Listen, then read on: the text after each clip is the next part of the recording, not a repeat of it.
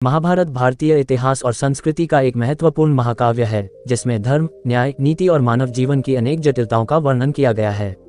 पांडवों के 12 वर्ष के वनवास की कथा महाभारत की सबसे मार्मिक घटनाओं में से एक है। इस कथा में न्याय, अन्याय, छल और धैर्य की गहन गाथा समाहित है। ये कहानी दुर्योधन और उसके सहयोगियों द्वारा रचे गए षड्यंत्रों और पांडवों के अदम्य साहस का परिचायक है।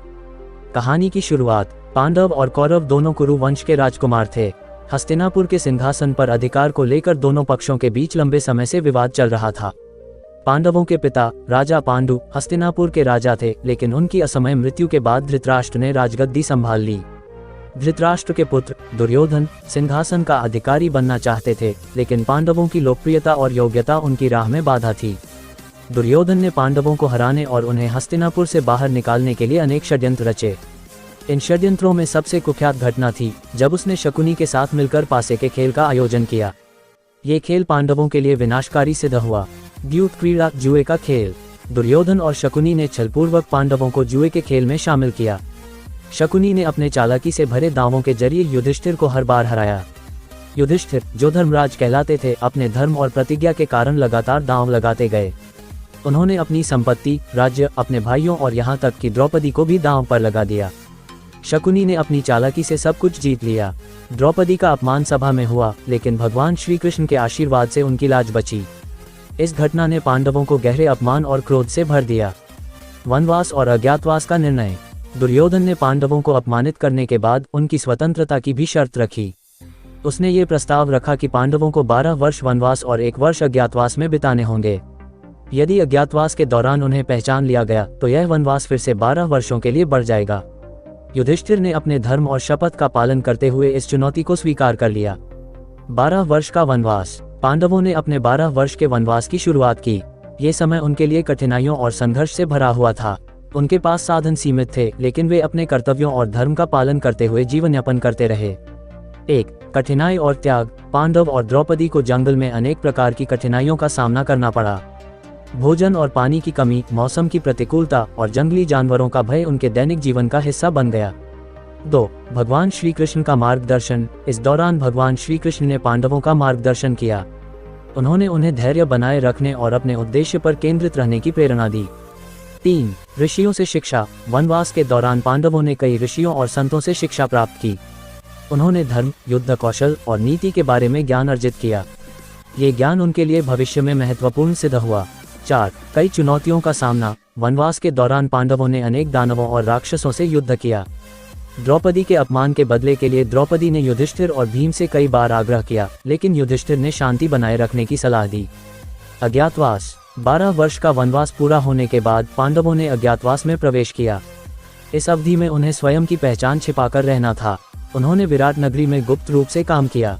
युधिष्ठिर ने कंक नामक ब्राह्मण बनकर विराट राजा के दरबार में दार्शनिक का कार्य किया। भीम ने बलवान बावर्ची बनकर काम किया। अर्जुन ने बृहन्नला नामक नर्तकी और संगीत शिक्षक का रूप धारण किया। नकुल ने घोड़ों की देखभाल की और सहदेव ने गायें चराने का काम किया। इस दौरान पांडवों ने अपनी पहचान छुपाने के साथ साथ अपने दुश्मनों पर नजर भी रखी। अज्ञातवास का अंत। दुर्योधन ने अज्ञातवास के दौरान पांडवों को पहचानने की बहुत कोशिश की। जब विराट राजा की गायें कौरवों द्वारा चुराई गईं, अर्जुन ने अपने बृहन्नला रूप में युद्ध कर सभी गायें वापस ला दी।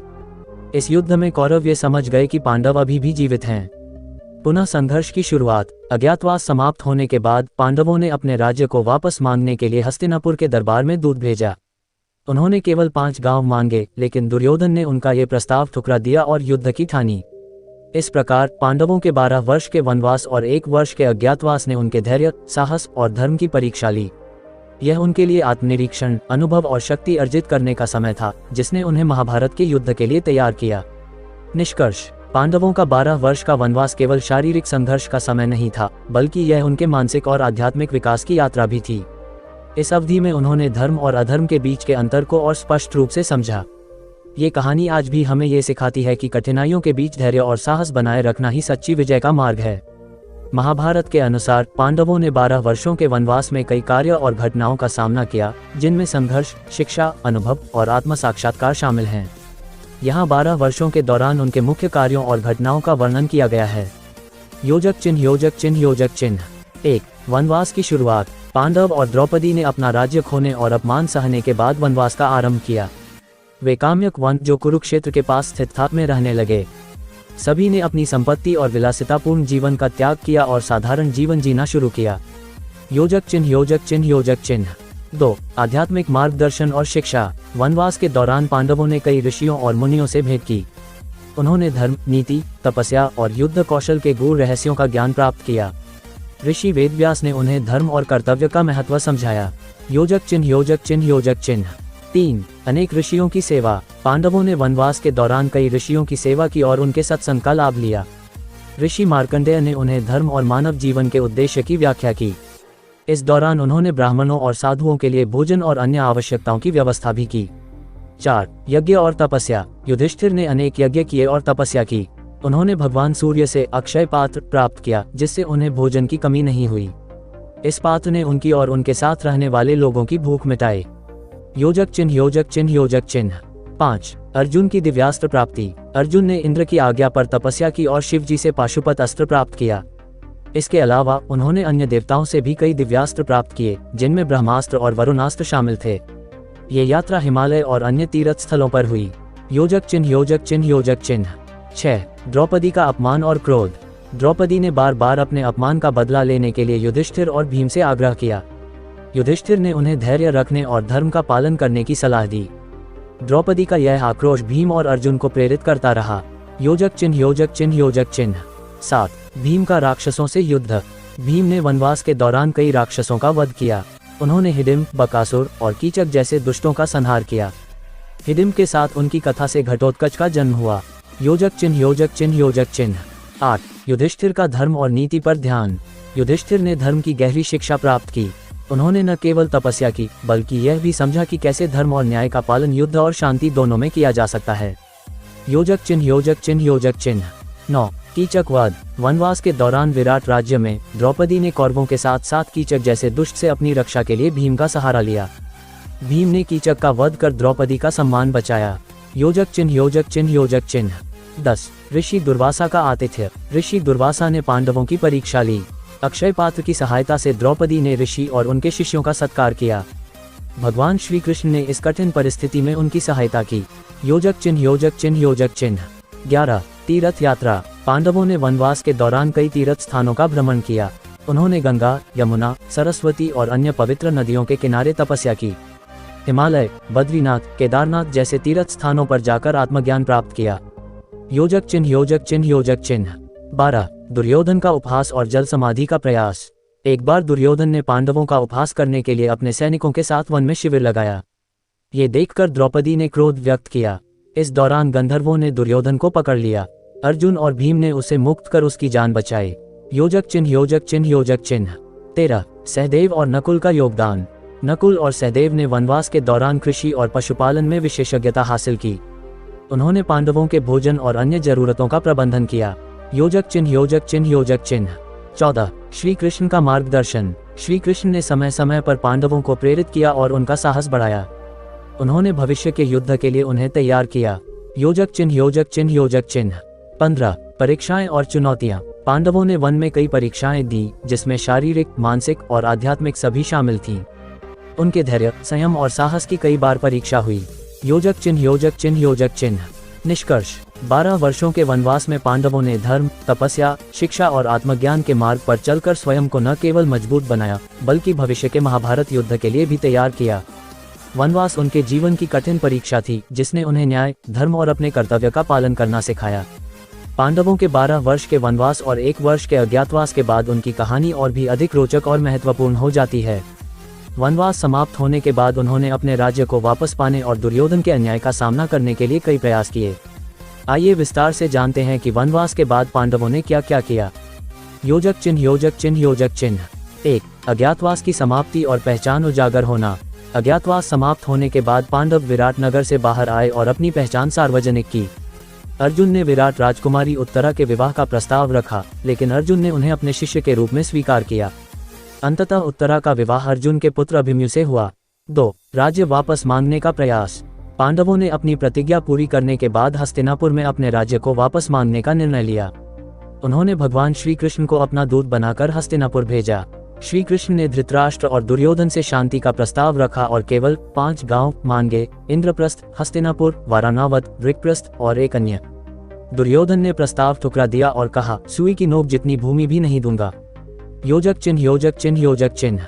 3. युद्ध की तैयारी। शांति वार्ता विफल होने के बाद पांडवों ने युद्ध की तैयारी शुरू की।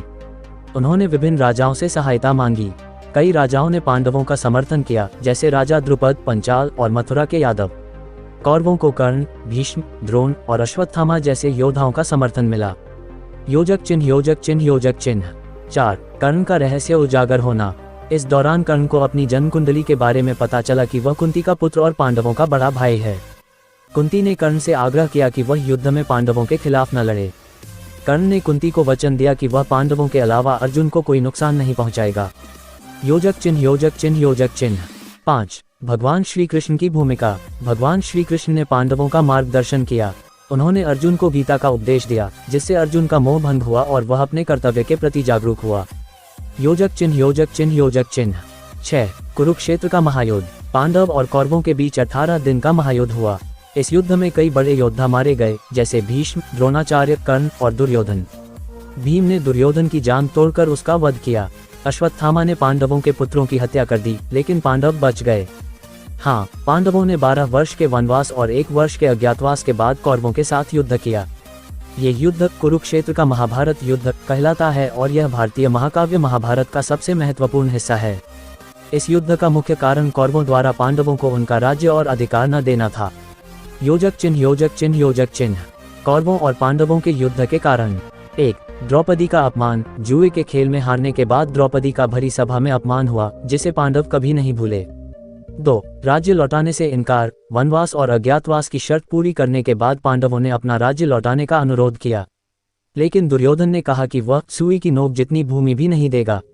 3. शांति प्रयासों की असफलता। भगवान श्री कृष्ण ने दूत बनकर हस्तिनापुर में शांति का प्रस्ताव रखा, लेकिन दुर्योधन ने इसे ठुकरा दिया।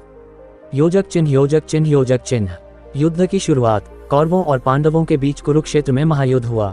ये युद्ध 18 दिन तक चला। इसमें दोनों पक्षों के बड़े बड़े योद्धा शामिल हुए। युद्ध में मुख्य सेनापति और योद्धा। कौरव पक्ष भीष्म, द्रोणाचार्य, कर्ण, अश्वत्थामा, शकुनी और दुर्योधन।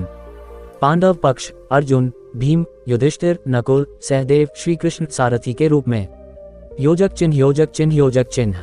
युद्ध की मुख्य घटनाएं। 1. भीष्म का पतन। अर्जुन ने शिखंडी की मदद से भीष्म पितामह को पराजित किया।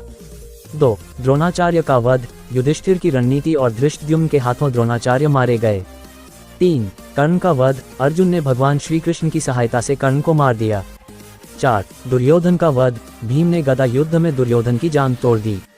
5. अश्वत्थामा का पाप। युद्ध के बाद अश्वत्थामा ने पांडवों के 5 पुत्रों द्रौपदी के पुत्रों की हत्या कर दी।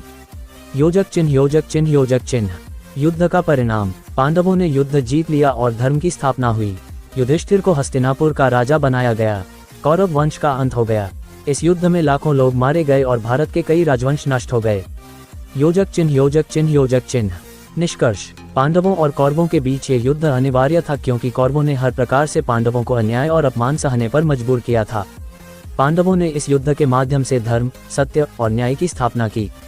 हालांकि ये युद्ध मानवता के लिए विनाशकारी भी था और इससे पांडवों को भी भारी कष्ट सहना पड़ा।